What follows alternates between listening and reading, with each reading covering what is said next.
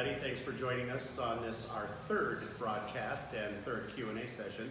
So earlier in the broadcast, I mentioned some movies, and I apologize. I now have the titles in front of me. I did a little due diligence and went back and found the notes on my desk. So the first one that I talked about with Rock Hudson and the actress, Gene Simmons, was a 1959 movie called The Earth Is Mine.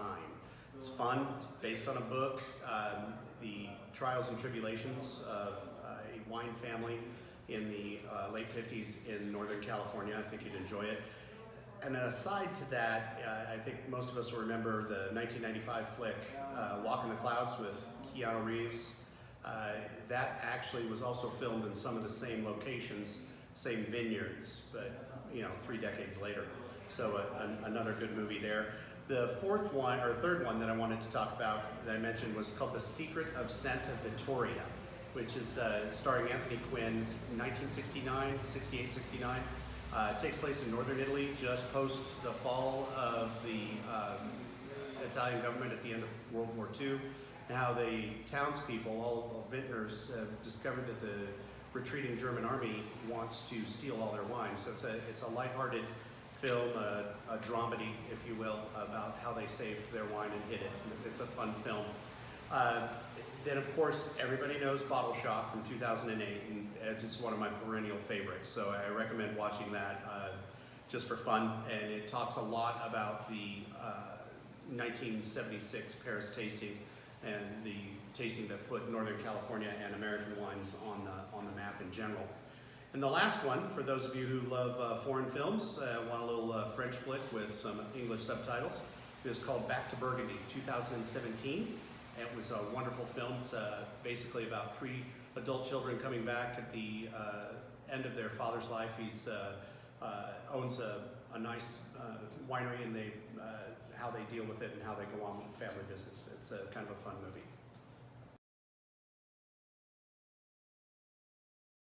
Our next question, or first one actually, comes from Elise Bergen. How long in the barrel and how long in the bottle for the 2017 Reserve Tempranillo? Well, Elise, and again, if I'm mispronouncing everybody's name, please bear with me.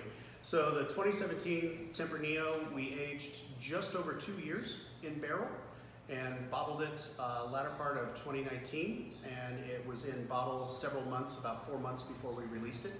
So once it's in the bottle, especially with this wine, you can lay it down for a number of years, but we did keep it 2 years in barrel and about 4 months in bottle before release. Our next question comes from Estella Borrego. Estella asks, how many awards has this wine won? Well, Stella, this wine is the most awarded wine in the entire universe of winemaking. It's won over 230 million awards. I have no idea how many off the top of my head. I do know in the international competitions we've gotten 3 awards, a couple of silvers and a gold. We've won a couple of local awards as well. I know it is on our website if you'd like to take a look. It just started going out to the awards circuit late fall of 2019, so just a few months ago. So it's on its way, and if you like it, you don't need an award, you just need a glass and a bottle opener.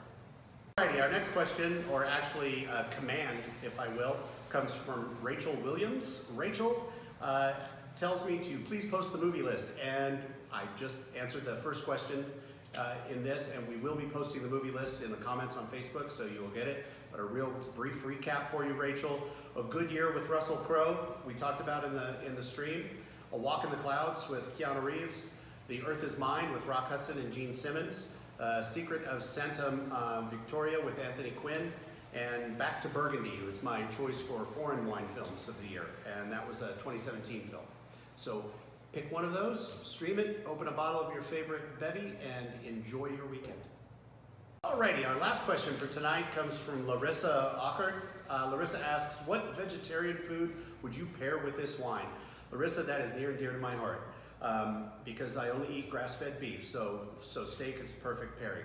And if you don't like that smart alecky answer, actually, one of my favorite vegetarian meals with the Tempranillo is a really wonderful tomato basil sauce over pasta with a few mushrooms in it and some onion and garlic, and that is absolutely perfect.